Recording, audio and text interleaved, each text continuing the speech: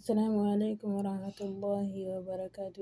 Jirtu ijoollee Oromoodhaa qaqqaalee kamaal jirtan jireenyi ibaadanaa fi Oromooti Amaaraa Islaamaa jennee salaamtan xiyyeetan onni irraa buqqaatee sinaa geessu. Har'aa akka isin waan takkanaa gootaniin isinirraa fedha Oromooti yoonumaa wal jajjabeessaa. Asumaanuu tahii namni gartee Suudii jiru kan yuutuuba dalaguu kan wajjin dalaguu barbaannu yoo jiraate asuma keessan na argachuu ni dandeessa. Sadan isiniin jaa akkasii ammarraa yuutuuba hojjaa seennu. Yuutuuba seenneeti akkaataa itti yuutuuba kiyyaa naaf gootaniin isinirraa fedha. Walumaan ilaallu ta'a. Yuutuubni namoota akkatti ni fidaa fi waan tana sirra tana gattoyna. Bas gattoyna booda. Faanin guddifadha. Guddifadhe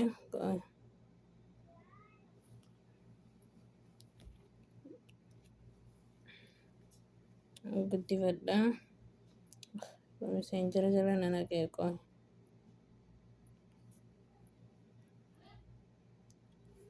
Hayyee kan walumaan ilaallu ta'a. Faadhaan guddifadha ammoo. Faa guddaa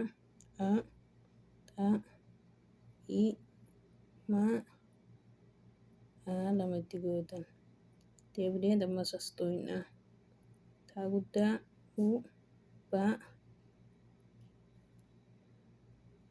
goone lama goona. Achi booda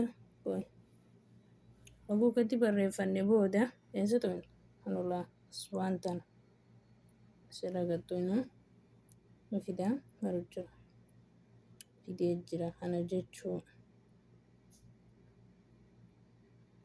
gatti seenneemi holoofneet fiidii matanaa tuunu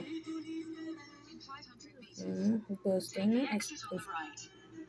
as dhufnaami akkatti hin dhiifnu haguunni akkatti nuu fide waan tana gartanii waan obboleen biyya waan ta'uudha namaa tan asirra gattuun deebineeti fiidaa kanarratti ulbaafna godheetan jira.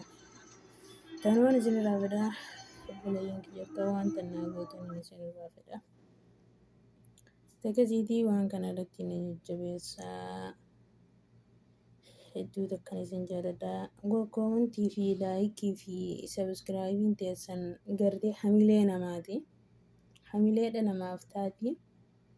Asirratti waan feetanis na gaafachuu dandeessanii koomentii jalatti suma feetan isiniif hin deebisaa feetu gaafii ayisheewuma feete isiniif hin deebisaa akkanan isiniin jaa obboleeyyan kiyyaa akka waan tanarratti na jajjabeessitanii bakka guddaan na geessitanii fedha. Saayiban fedha warra yuutuubaa keessaa asuma jalaan na argachuu ni dandeessanii. Akkasii.